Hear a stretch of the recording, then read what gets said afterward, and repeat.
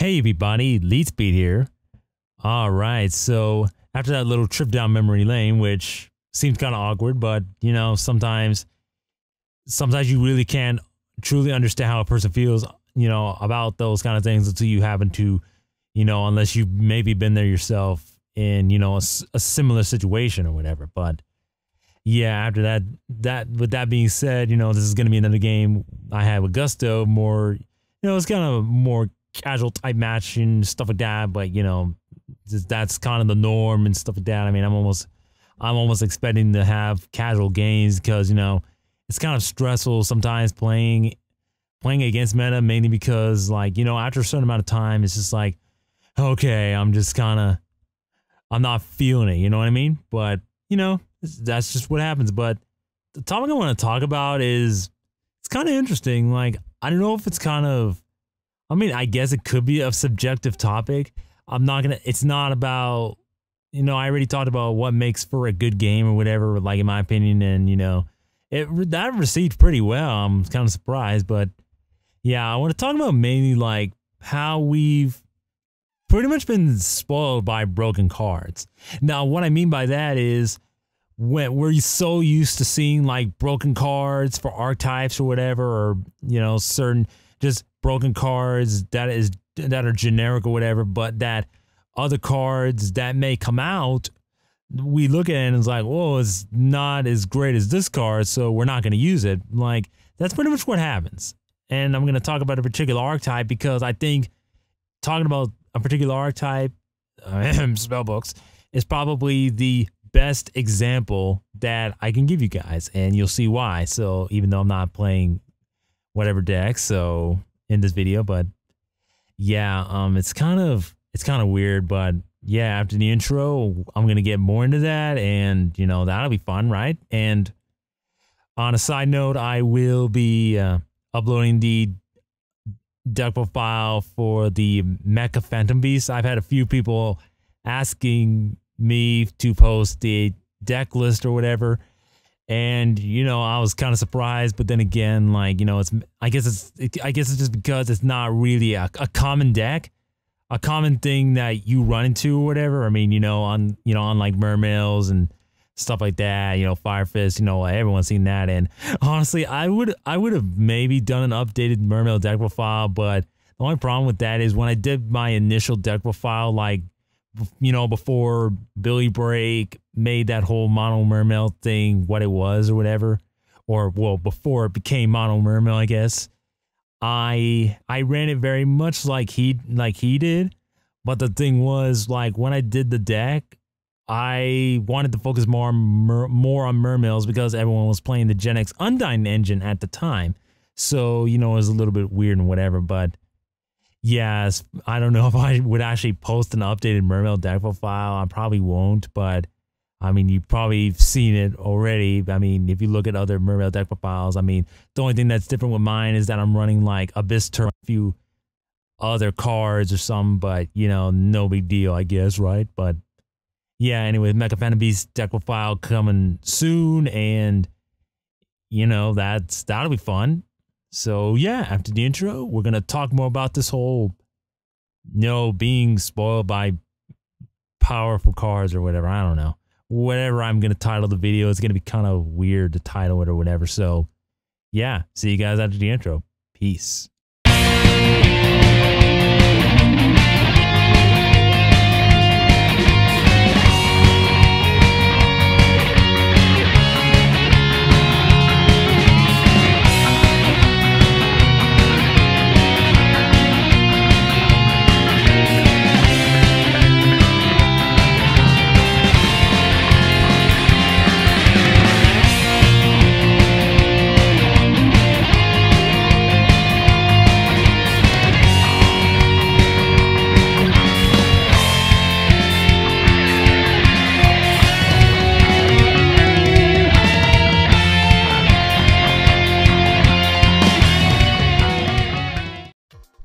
Hey everybody, Lead Speed here. Alright, so quickly before I get to the actual topic of the video, I forgot to mention this at the beginning, like a dumbass. This is going to be another deck that I'm going to be showcasing on my channel. that, you know, you obviously have not seen me play or even upload a game with yet. So I'm gonna have an intro for that because, you know, I'm gonna be, you know, I'm probably planning to be playing that a few times, you know, like I do with Mecha Phantom Beasts and Harpies and stuff like that.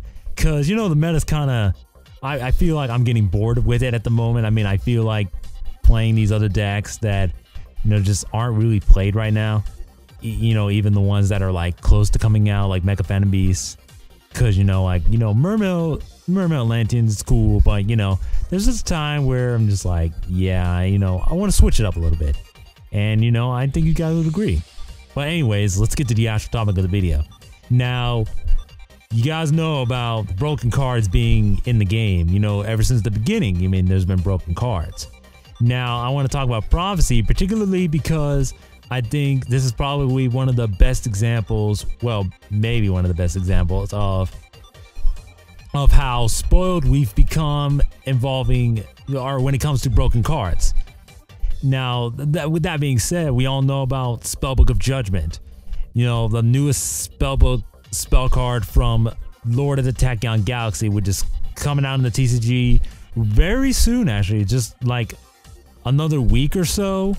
But yeah, it's coming pretty soon, and apparently it's going to be one of those very sought after cards and stuff like that. And, you know, when you resolve it, you know, you get so many pluses that, you know, you don't know what to do with them. Well, you put any extras in the graveyard, you know, to fuel other spellbook spell cards, you know, for Fade and Tower and stuff like that. But yeah, you already know about that. But, you know, Konami has introduced another TCG exclusive or world premiere card in the same set called the Spellbook of Miracles. Now, the card art looks pretty awesome. It's the Reaper of Prophecy. So obviously that's the aftermath of Spellbook of Judgment. It's him being transformed into the World of Prophecy, which is, you know, that's pretty cool and stuff like that. But yeah, anyways, for the effect is target one spellcaster type Xyz monster in your graveyard and up to 2 of your banished spellbook spell cards. Special summon that target, and then if you do, attach the target spellbook spell cards to it as Xyz material, and you can only activate 1 Spellbook of Miracles per turn, yada yada yada. I mean, that's pretty much most of the clauses for most of these spellbooks. You can only use 1 per turn, barring Star Hall, which is actually a very good, pretty cool card right now, but you know, that's for another day. But basically, it's kind of like Xyz Reborn for spellcaster Xyz monsters, which sounds pretty cool. And I mean, right at the jump, you know, it's kind of situational because you had to have had a spellcaster Xyz in the graveyard. And the thing is, like, even when I've played the deck, I haven't Xyz summoned like Big Eye all that much.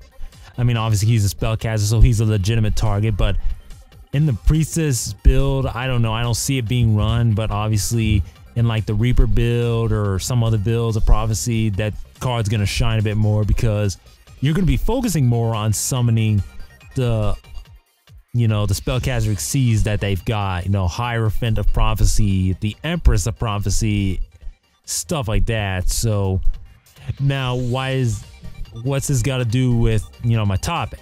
Well, obviously the card isn't as broken as the Spellbook of Judgment, obviously.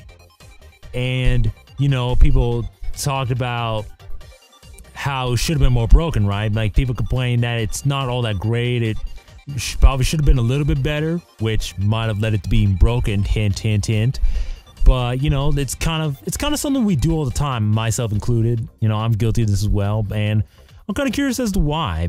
Like, why do we expect it to be maybe a bit more broken? I mean, I guess it's because, like, when Konami made Spellbook of Judgment for Prophecy, well, you know, I mean, if you look at the whole Major Arcana, the card had to be made eventually. Like, so you'd kind of expect, you know, well, Judgment Day being implemented into a card, and, you know, the High Priestess, the Magician, and stuff like that, on Justice, stuff like that. And I don't know, like, when they made the Spellbook of Judgment, pretty much they were like, all right, we got to give this effect, we got to give it an appropriate effect suitable for the judgment.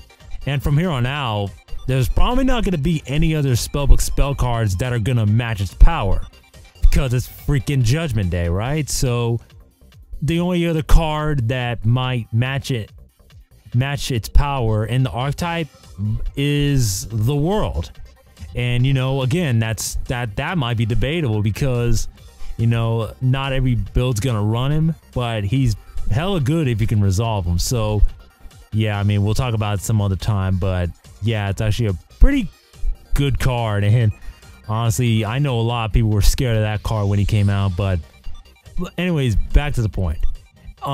There were a couple comments, you know, saying that, you know, the card should have been better or whatever, because, yeah, I don't know, because it was, I guess it's like it was unnecessary, they didn't need it or whatever. And, you know, I was mixed on whether or not Spellbook of Judgment was necessary, but, you know, it had to be made, because if you look at the Major Arcana, it fits right in. Now, as far as the effect goes, I mean, you know, I guess it had to be appropriate for the card, otherwise it'd be like kind of a disappointment. But I want to kind of talk about, well, it was kind of a comment by Galactic God. He was like a big YouTuber or whatever. Basically, like, you know, he plays Prophecy or whatever, and he was, you know, he wished that the card read as follows, and this is what he said. Target one spellcaster type exceeds monster in your extra deck, and up to 2 of your banished spellbook spell cards. Special summon that monster. This special summon is counted as an exceed summon, and if you do, attach the targeted spellbook spell cards to it as exceed material, and you can only activate 1 spellbook of miracles per turn. And then he goes on to say, I think the card would have been better this way, and then everyone was all freaking out about how broken that is. And honestly, like, if you think about it, yeah, that'd be pretty busted, because if you could summon spellcaster exceeds from your extra deck, that opens up so many possibilities. Like, and it's practically like a toolbox kind of card, and I know that Prophecy decks were running like at least 2 of this card. Because think about it, I mean, it's easy to get spellbooks banished. I mean, whether you're using Spellbook of Fate or the High Priestess of Prophecy, also known as Junon, and stuff like that, you're gonna have banished spellbooks. So basically, that card would become like a toolbox for whatever you need. Oh, does your opponent have a big monster that you just want to steal from them? Oh, no problem. Activate Spellbook of Miracles. Let's put 2 of these Spanish spellbooks onto Big Eye. I'm going to summon a Big Eye from my extra deck, and then I'm going to attach 2 of the banished spellbooks to it, and then I'm going to proceed to steal your monster and go for game. Yeah, that's pretty nasty, isn't it? Plus this would mean that since you could just summon it from your extra deck, you can run like 3 Big Eye, and then it wouldn't hurt, because you're probably gonna have a bunch of banished spellbooks, and then, you know, you have faith to banish spellbooks to either banish a card the opponent controls, or to flip a card face down, or change its battle position, put it face down, or face up attack, stuff like that. So that's kind of crazy already. Oh, do you got a bunch of back row? Oh, activate Spellbook of Miracles. I'm gonna summon my Hierophant of Prophecy to the field, attach the banished spellbooks to it, and then I'm gonna proceed to blow up your back row. Like, obviously, the card would be so broken if it could just summon a spellcaster that exceeds from your extra deck, and then equip it with these spellbooks. Now, the thing is, like, if Konami made it that way, people would complain about it being really broken. But the problem is, you know, people complain about the card being average and not all that great.